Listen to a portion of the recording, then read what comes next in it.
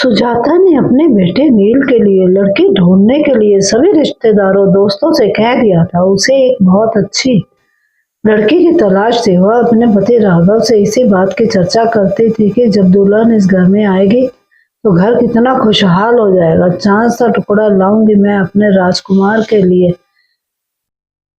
नील से भी बार बार पूछती थी, लड़की तुझे कैसी चाहिए, पर नील हंसकर टाल देता था। क्या मम्मी, अभी कहाँ, मुझे अभी बहुत कुछ करना है। उम्मीद नहीं थी कि नील फोन पर अपनी पसंद की लड़की को चुनकर उसके सामने रिश्ते का प्रस्ताव ले आएगा।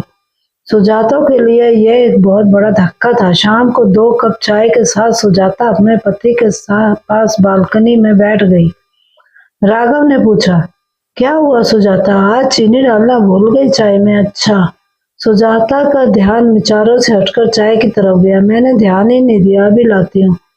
सुजाता चाय के लिए चीनी लेकर आई और चम्मच से कप में घुमाकर मिलाती जा रही थी। पता नहीं कैसी होगी नील की पसंद, हमसे घुलेगी मिलेगी कि नहीं। मन ही मन उधेड़-बुन में लगी थी। राघव ने कहा, बड़ी चुप चुप हो, क्या बात है? नहीं, ऐसा कुछ नहीं है। आज सुबह नील का फोन आया था। उसने बताया कि माँ, आपको लड़की देखने की जरूरत नहीं है, मैंने लड़की पसंद कर ली है। सुजाता के पति को जब उसने नील से हुई बातचीत के बारे में बताया तो वो पूछने लगे कि अच्छा, कौन है लड़की, कहाँ से है, क्या करती है? कुछ नहीं पूछा तुमने? सुजाता ने जवाब दिया, नहीं, मैंने सोचा मिलकर बात करेंगे, कल आ रहा है।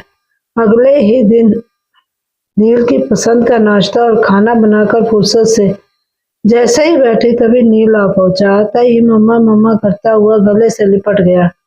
आज क्या बात है, आज बड़ा खुश है, सुजाता ने बोला। इस पर वो कहने लगा, मैंने आपको माही के बारे में कल बताया था ना, यह देखिए, यह उसकी फोटो।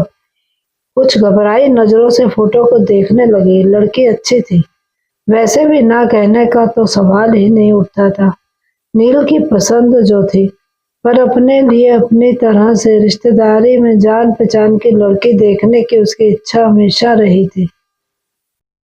राघव ने सुजाता को इस बात के लिए पहले ही समझा दिया था कि नील को ही जिंदगी बितानी है, नील की ही पसंद माननी चाहिए।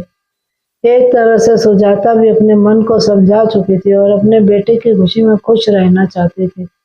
कैसी है मम्मा? नील ने उत्सुकता से पूछा। प्यारी है, कहाँ रहती है, क्या करती है? सुजाता ने जवाब देते हुए उससे कई सवाल कर डाले।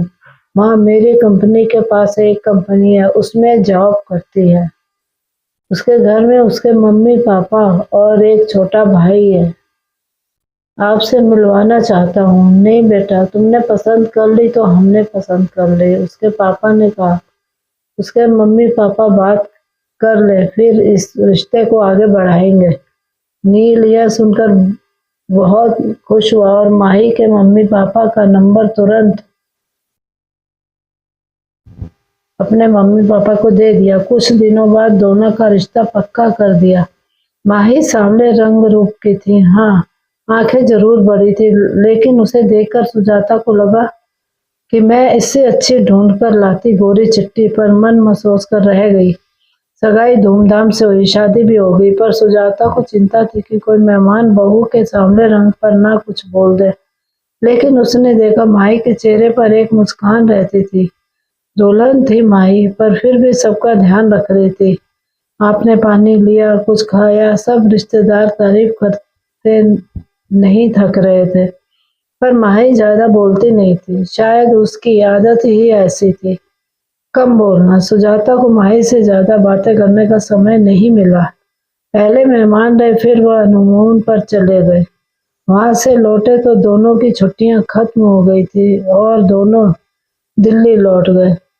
नील ने 2 कमरों का एक मकान किराए पर लिया हुआ था। माही और वह दोनों साथ ही निकलते थे। दोनों की कंपनी पास पास थी। फोन पर थोड़ी बहुत बात हो जाती थी, क्योंकि सुजाता को हमेशा राघव से माही की ही बात करनी होती थी। वह हमेशा कहती, माही शायद हमें पसंद नहीं करती। सुजाता को शिकायत होती थी कि वो दोनों घर नहीं आते। इस पर उसके पति राघव उसे समझा देते कि उनको छुट्टी नहीं मिल रही होगी। अभी शादी पर ली तो थी कितनी सारी छुट्टी, पर सुजाता के मन में एक डर था। बिना जान पहचान शादी हुई है। माही के कम बोलने की आदत की वजह से सुजाता और माही शादी होने के बावजूद भी एक दूसरे को ज्यादा करीब से नहीं जान पाए थे। एक दिन नील ने फोन किया और कहा, आप और पापा कुछ दिन के लिए आ जाओ। हम दोनों को छुट्टी नहीं मिल रही है, लेकिन आप लोग यहाँ आ जाइए, साथ मिलकर रहेंगे। सुजाता ने बहुत आनाकानी करते हुए मना किया, नहीं अभी नहीं, फिर कभी। लेकिन नील मानने को तैयार नहीं था। अच्छा, तेरे पापा से पूछकर बताऊंगी। राघव के हाँ कहने पर सुजाता की खुशी बढ़ गई। उसने एक लिस्ट तैयार कर ली कि क्या क्या राघव के साथ वह बाजार से जाकर नील की पसंद का लेगी। माही की भी खाने पीने की पसंद उसे पता लग चुकी थी, इसलिए उसने लड्डू, पंजीरी और घर का भी काफी सामान बना लिया था, और बाजार से भी उसके लिए शर्ट और सूट खरीद लाई थी। आखिर पहली बार बेटे और बहू के पास रहने जा रही थी।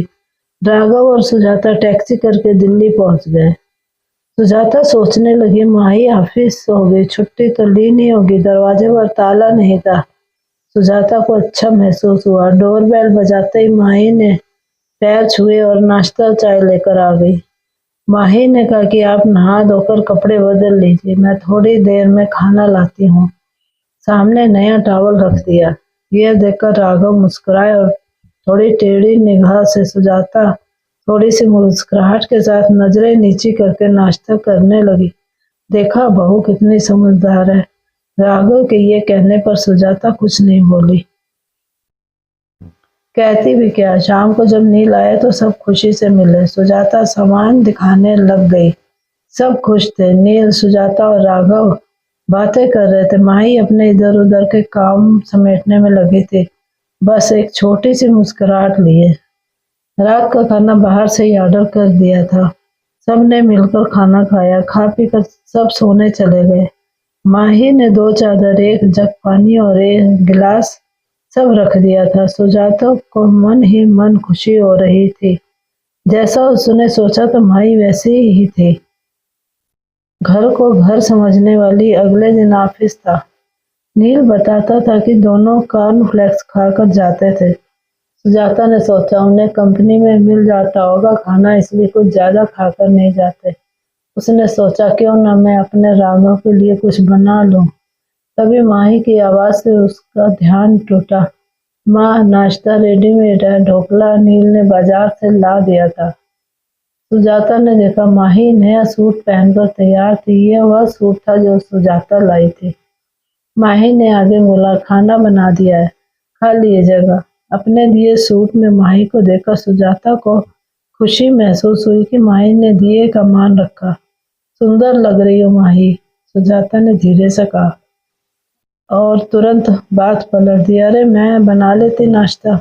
माही ने कहा, नहीं माँ, आप क्यों काम करेंगी। अच्छा चलते हैं, कहकर गले लगकर ऑफिस के लिए निकल गई। सुजाता ने माही की आंखें पढ़ ली थी कि बिजी होने पर भी छोटी छोटी बातों का ध्यान रख रही थी माही। राघव, सुनो, सुजाता ने अपने गालों पर हाथ रखकर कहा, मुझे माही के गले लगने का स्पर्श देर तक महसूस हो रहा है। आज बेटी होती तो ऐसे ही गले लगती। राघव ने भी अखबार पढ़ते पढ़ते भावुक दिल से हाँ कहा। लेकिन अगले दिन राघव से सुजाता कहने लगी, क्या फायदा आने का, दोनों को छुट्टी भी नहीं है और टाइम भी नहीं बिता पाते हमारे साथ। राघव ने भी हाँ में हाँ मिला दी। सुजाता कहने लगी, 1-2 दिन में हम चले जाएंगे। अगले दिन माही सुबह ही नाश्ता बनाने में लग गई। सुजाता ने माही से कहा, तुम तैयार हो जाओ, मैं ये कर लूंगी। नहीं माँ, आज शुक्रवार है, हम दोनों ने छुट्टी ली है, और शनिवार इतवार की तो छुट्टी होती ही है। हमारे 3 दिन आपको ये शहर घुमा देंगे। मन ही मन सुजाता मुस्कुरा रही थी कि बेटे बहू के साथ पूरा दिन बिताएंगे। चारों घूमने निकल गए। जहाँ भी संभल कर चलना होता, वहीं तुरंत सुजाता का हाथ पकड़ लेती। 3 दिन पता ही नहीं चले। अगले दिन सुजाता सुबह ही उठकर रसोई में आ गई। माही तुरंत बोली, मम्मी जी कुछ चाहिए नहीं। सुजाता ने कहा, मैं तो इसलिए चली आई कि दोनों मिलकर काम करेंगे, सब काम जल्दी हो जाएगा। यह सुनकर माही मुस्कुरा दी। दोनों ने मिलकर नाश्ता बनाया और माही ऑफिस के लिए तैयार हो गई। नील और माही चले गए। सुजाता राघव से माही की तारीफ किए जा रही थी और राघव मुस्कुरा थे। तुम वही हो जो माही के लिए इतना डरी बैठी थी। सुजाता धीरे से मुस्कुरा दी थी। शाम को नील और माही ऑफिस से आए। खाना खाते समय राघव ने कहा, नील, हम कल जाने की सोच रहे हैं। नील ने कहा, अभी तो कुछ और दिन, अभी मन लग रहा है। आप अकेला तो महसूस नहीं कर रहे? नहीं नील बेटा, तुम्हारी मम्मी साथ है ना, तो दिन आराम से कट जाता है। कभी टीवी देख लेते हैं, कभी अखबार पढ़ लेते हैं, ऐसे समय का पता नहीं चलता। नील ने कहा, तो फिर क्यों जाना है? खाना खाने के बाद बर्तन समेटकर माई कमरे में आकर बोली, मम्मी जी, शाम को ऑफिस से आकर बहुत अकेलापन लगेगा। आप दोनों के जान आने से रौनक हो गई है। थोड़े दिन और रुक जाइए, या मैं तो आपको कहती हूँ कि आप हमारे साथ ही रहिए। वैसे भी अब पापा जी रिटायर हो गए हैं, कोई काम नहीं है। आप दोनों का ध्यान हम पास रहकर ज्यादा अच्छे से रख पाएंगे। जो माही बोलती नहीं थी, आज वह बड़ी बड़ी बातें कर रही थी। राघव और सुजाता एक दूसरे को देखकर मुस्कुरा रहे थे। सुजाता ने माही के पास आकर उसका हाथ अपने हाथों में ले लिया और कहने लगी, कितना ध्यान रखती हो तुम हम सबका। नील बड़ा किस्मत वाला है जो हमें एक अच्छी बहू मिली। इतनी अच्छी तो मैं भी ढूंढ नहीं पाती। यह सुनकर माही सुजाता के गले लग गई। माही बोली, माँ, मम्मी जी, मैं भी किस्मत वाली हूँ जो ऐसा परिवार मिला। प्यार और अपनेपन की वजह से दिल की बात दिल तक पहुंच गई थी। आजकल दोनों के रिश्तों में बदलाव आया है। समझदारी और प्यार से रिश्ते मजबूत होते हैं।